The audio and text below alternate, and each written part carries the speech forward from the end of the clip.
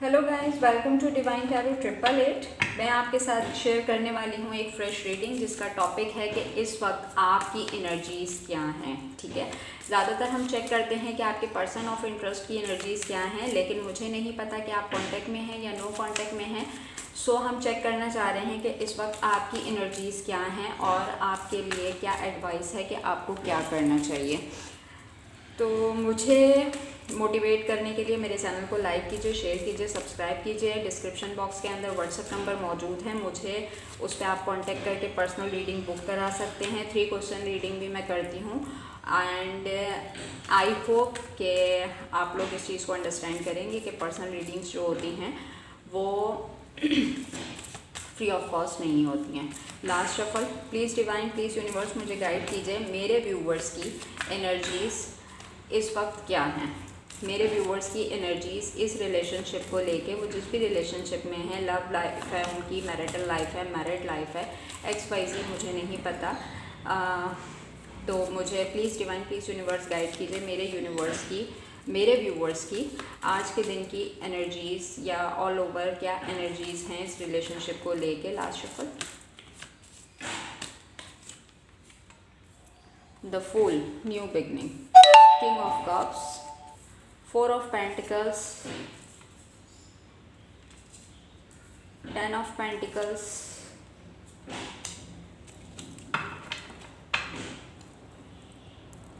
Seven of Pentacles।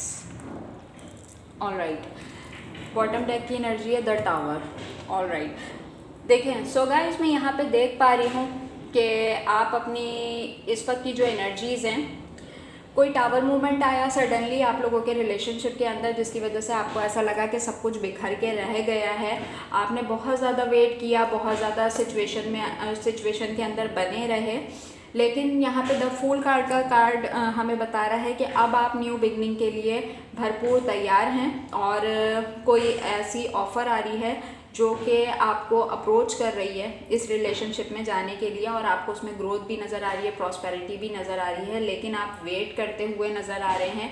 यानी कि 2 situation नज़र आ रही हैं कि या तो आप बिना सोचे समझे इसमें आगे बढ़ना चाह रहे हैं इमेच्योरिटी के साथ, या तो आप अभी वेटिंग पोजीशन के ऊपर हैं कि जिस रिलेशन पे आपने मेहनत की है उसकी तरफ से पहले मैं आउटकम चेक कर लूँ, क्योंकि आउटकम आता है वहाँ से या नहीं आता। जस्ट देखें, आप हो सकता है कि जिस पर्सन से आपने डील किया है वो बहुत ईगोइस्टिक पर्सन रहा हो। आपने जितनी एफर्ट की उस रिलेशनशिप के अंदर, उस शख्स ने उसको समझने की कोशिश नहीं की, जबकि आप उसके साथ 10 ऑफ पेंटिकल्स चाहते थे, घर, फैमिली और बच्चे, यानी कि आप एक हैप्पी फैमिली चाह रहे थे।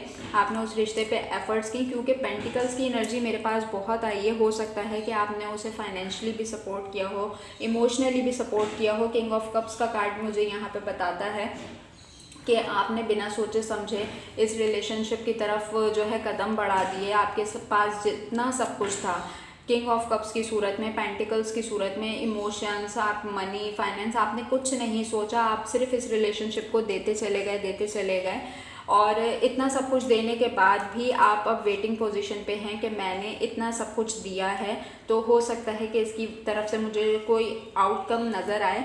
जबकि इस वक्त कोई डिप्रेसिव एनर्जी आपकी मुझे नज़र आ रही है कि आप समझ नहीं पा रहे कि मैं इस रिलेशनशिप में रहूं या कि मैं मूव ऑन कर लूं। जबकि आपकी एनर्जी द फूल की आ रही है कि आप न्यू बिगनिंग चाहते हैं, नई शुरुआत चाहते हैं, और आपको कहीं ना कहीं ऐसा लगता है कि मैंने इतना सब कुछ किया है, लेकिन वो बहुत ईगोइस्ट पर्सन है, वो अपनी ईगो को कभी नहीं तोड़ेगा।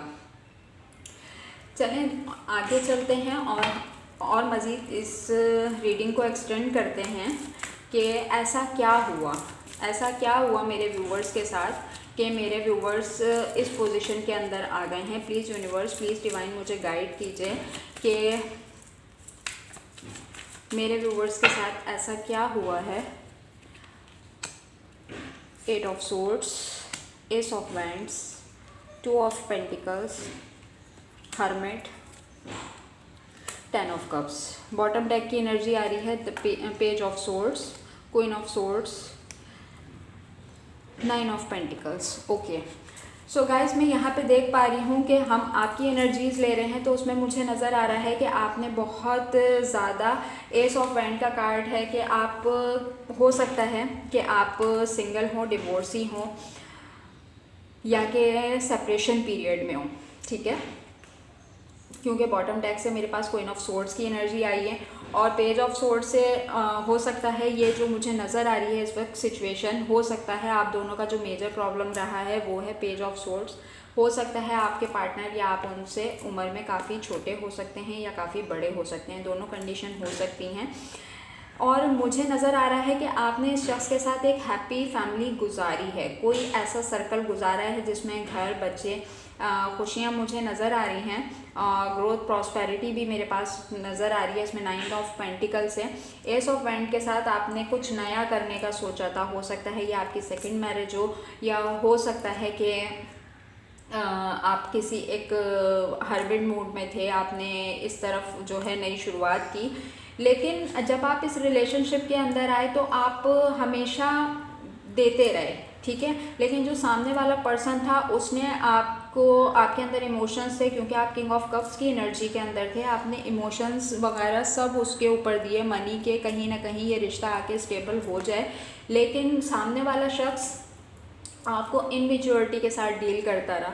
उसने इतनी सिचुएशंस आपके लिए क्रिएट कर दी कि इस वक्त आप अपने आप को बिल्कुल स्टक 8 ऑफ सोर्ड्स की पोजीशन में पा रहे हैं कि आप बिल्कुल बंधा हुआ महसूस कर रहे हैं कि आप इस रिलेशन में रहें या इस रिलेशनशिप से बाहर निकल जाएं। 2 ऑफ पेंटिकल से आप जगलिंग पोजीशन पे मुझे नज़र आ रहे हैं, जबकि यहाँ पे 5 ऑफ कप्स का कार्ड है कि आपकी तरफ कोई ऑफर्स आ भी रहे हैं, प्रपोजल आ भी रहे हैं, लेकिन जो है आप उसकी तरफ देख नहीं पा रहे। आपका पूरा फोकस अपने प्रीवियस रिलेशनशिप के ऊपर है, आपको समझ में नहीं आ रहा कि आप क्या करें, क्योंकि आपने अपनी साइड से सब कुछ दिया था लेकिन सामने वाले पर्सन ने उसको रिसीव नहीं किया। वो हमेशा 2 ऑफ पेंटिकल्स की पोजीशन में रहा, वो आपको और किसी थर्ड पार्टी को जगल करता रहा। हो सकता है कि वो आपके साथ साथ किसी थर्ड पार्टी को भी इंटरटेन कर रहा था, या हो सकता है कि वो आप में, और पहले तो आपका रिलेशनशिप ऐसा रहा कि यही दुनिया है, यही सब कुछ है और हमने यहाँ पे लाइफ गुजारनी है। लेकिन जैसे ही आप इसके साथ रिलेशनशिप में आए और आप आगे बढ़े,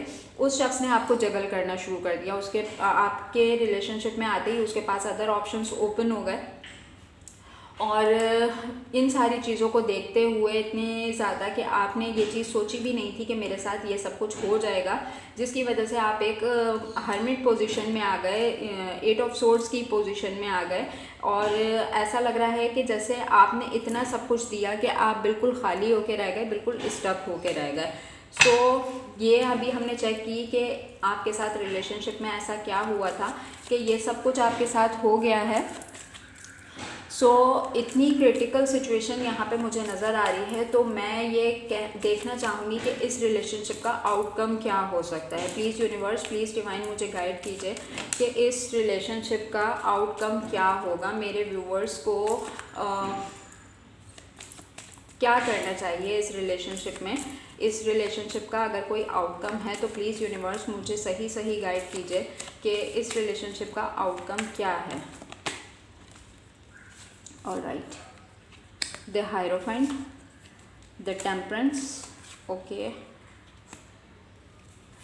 10 of Wands, the Tower, 8 of Cups, bottom deck की एनर्जी आ रही है 4 of Swords, ठीक है, Justice एंड 3 of Swords। देखें गाइस, इसका जो मुझे आउटकम मैंने यहाँ पे निकाला है वहाँ पे मुझे ये नज़र आ रहा है कि बहुत ज़्यादा आपको पेशेंस बना के चलना पड़ेगा, क्योंकि इस रिश्ते का बहुत बर्डन है। यहाँ पे मेरे पास अभी बॉटम डेक की एनर्जी आई थी क्वीन ऑफ सोर्ड्स की, और यहाँ पे द हायरोफेंट आप देख सकते हैं। यहाँ पे मेरे पास 10 ऑफ पेंटिकल्स आ रहा है, यहाँ पे 10 ऑफ कप्स आ रहा है, यहाँ पे 5 नंबर की एनर्जी आ रही है, द हायरोफेंट का कार्ड आ रहा है, जिससे मुझे पता चल रहा है कि आप सिंगल हैं, डिवोर्सी हैं, सेपरेटेड हैं, XYZ आपकी पोजीशन मुझे इस वक्त नज़र आ रही है। जितना आपकी सिचुएशन से मैच करे उतना रखिएगा। आउटकम में मैं देख पा रही हूँ कि ये रिश्ता जो टावर मोमेंट आपके पास आया है, यानी कि जिस तरीके से उस इंसान ने आपको तकलीफ़ पहुँचाई, सब कुछ किया, आपसे नो कॉन्टेक्ट सिचुएशन के अंदर आ गया और आप यही सोचते रह गए कि मैंने ऐसा क्या किया था, या मेरे साथ ऐसा क्या हुआ, या मेरे अंदर ऐसी क्या कमी रह गई थी।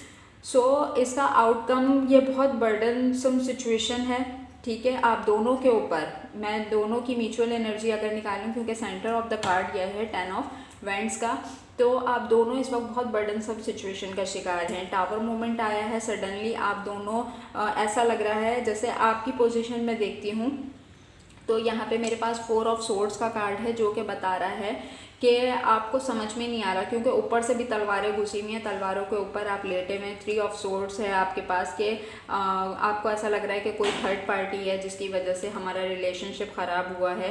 देखें यहाँ पे मेरे पास द लवर्स का कार्ड आया है, द डेथ का कार्ड आया है, द हैंगमैन, यानी कि ये सारी जो मैं कार्ड्स यहाँ पे निकाल रही हूँ तो ऐसा कुछ है, कुछ ढका हुआ था।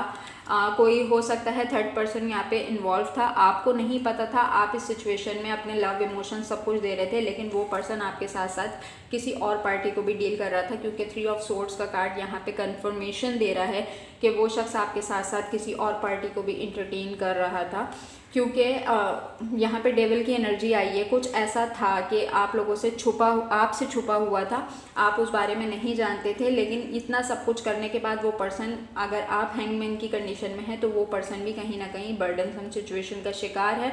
उसको खुद को समझ में नहीं आ रहा कि मैं क्या करूँ, लेकिन आउटकम है आपके पास कि ज़रूर आपको जस्टिस मिलेगा यहाँ पर, ठीक है। अगर ये आपकी मैरिज हुई भी है और कोई सेपरेशन पीरियड चल रहा है तो टेम्परेंस बनेगा, आउटकम में आने वाली डिवाइन कॉलिंग होगी। इस रिश्ते के ऊपर डिवाइन की जो है ब्लेसिंग्स हैं। आपने जितनी तकलीफ़ बर्दाश्त की है, जितनी तकलीफ़, जितना पेन आपने बर्दाश्त किया है, वो सब आपको डिवाइन जो है रिटर्न करेंगे। हो सकता है वो किसी नई फॉर्म में करें, या हो सकता है कि यही पर्सन आपकी लाइफ में वापस आ जाए।